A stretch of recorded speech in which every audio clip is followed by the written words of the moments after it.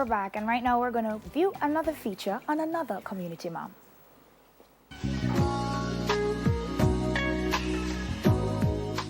One little, two little, three little Indian, four little, five little, six little Indian, seven little, eight little, nine little Indian, 10 little Indian boys. You could call her the baby whisperer. Mrs. Pauline Jarrett has been taking care of babies for mothers in the community of Salisbury Plain, St. Andrew for 20 years. I have 4 kids, 2 boys and 2 girls. And if they were here, they would tell you how loving their mom is, how protected their mom is over them. And normally when I go to get stuff for myself, I would take it back to the store and get it for them instead. My name is Maureen Gail Nemhard. I live here in the community of Salisbury Plain in rural St. Andrew. And I met Mrs. Jarrett over 16 years ago when I had her daughter in my 6th grade class, and she would come by to PTA meetings, and I noticed the way in which, she showed great interest in her child's education. And thereafter, I went on maternity leave and was to return to work, but had no one with whom to leave my child. And somebody suggested that I could leave the child here at Mrs. Jarrett. And it was just like love at first sight for my son, because he bonded with her instantly. And, there I was standing, teary-eyed. It was the first I was going to leave my son with someone other than a family member. And it was just beautiful the way in which he just bonded with her. My son came to Mrs. Jarrett at about 8 months. He was 8 months old, and he stayed with her up until about age 3, when he was ready to go off to basic school. I can remember when Tia just came to me at 8 months.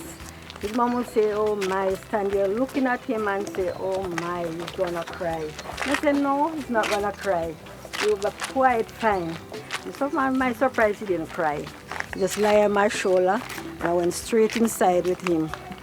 And from there, each time when he comes, sometimes he not even want to go home. When it's time for him to go home, he would run back inside, and when he come outside, he would hold on my clothes and don't want to go. It was different when you had your own child to take care of and to ensure that everything was clean, bottles, diapers, and just about everything. But then the way in which my child reacted told me that, yes, he was at the right place. And when I came back for him, everything was fine. I couldn't wait to get back to see if he was taken care of in the right and proper way. And then it came to a point where I came to pick up my son. He was about a year and something, or about 2 years old. And I wanted to take him home, and he just was not ready. He ran into Mrs. Jarrett's room and was there saying that I didn't want to leave. I wanted to stay with her. And that, really told me, yes, you had made the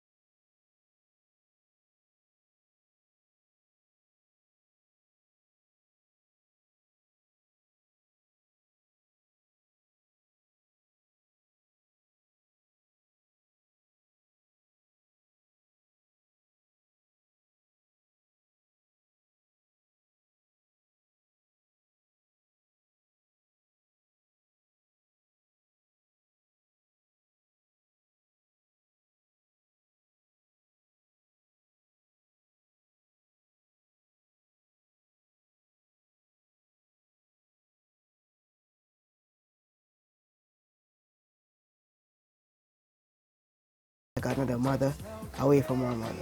Most time when they come to collect the kids, they don't want to go home. It's a fight for them to go home. The one hole here and one hole at the back, I have to pull them out of my hands. Sometimes they cry, they don't want to go home. And so one mother tell me when she closes the door and go, the child starts screaming, "I want to go to Nana, I want to go to Nana." She understands perfectly what to do with every child, and understand that children are different and that you have to approach them based on their needs and not treat all of them in the same way because they are just different individuals with their own personalities. I know Miss Jarrett through the Parks Road New Testament Church. We went to the same church, so that's how I get acquainted to her. I was looking for someone to take care of my child, and I walk around in the community, and she was the most fit person, proper environment, and she was well caring enough, showed me a lot of love, so I decided to cling to her. I only have one child, and she cared for that one child. When she went away, she tried to provide for the child. She looked out for the child. I don't have to worry for a meal for the child. If I'm out of meal, she's there to provide for me. Just one phone call, and I get everything I need. A mother figure to many, Mrs. Jarrett didn't have much of a relationship with her own mother. I didn't grow with my mother, but I grew with my grandmother, and after she passed off, she said that she don't want me to grow with my mother, so my uncle, I grew with my uncle, which is, you know, it wasn't a good growing up relationship, growing up with them as a girl, so it was really, really bad, you know. Impact on me very bad because then I don't have that love for kids. Because normally when they grow and then they would come and hug me, and so I would, you know, push them away. And my husband said, don't do that. If you do that, they're not going to love you. That is not love. You have to sit down when they come, give them a kiss, give them a hug, and that's the way, you know. And say, okay, and that's where I started from, to love, you know, love them and loving other kids. She has inspired me because she has taught me that patience. I have seen her being patient, and I don't know what it is about her. Like there's this natural magnet thing where, you know, she's able to pull children in a particular direction. She showed me a love that I've never get from my real mom. And, you know, when I'm down and having problems in my life, I could come to her. She advised me, tell me what to do, what not to do, how to cope with the situation. Sometimes I may say to her, Auntie, I don't think that's the right way. And she said, listen to me. You're going to listen to what I say. This is the right way, and you're going to choose the right way. So she motivated me each step of my way. Mrs. Jarrett, on behalf of the Smile Jamaica team, we just want to give you a token of our appreciation for being such a great community mom. There's no word to tell how powerful she is in my life. She's a mother of all.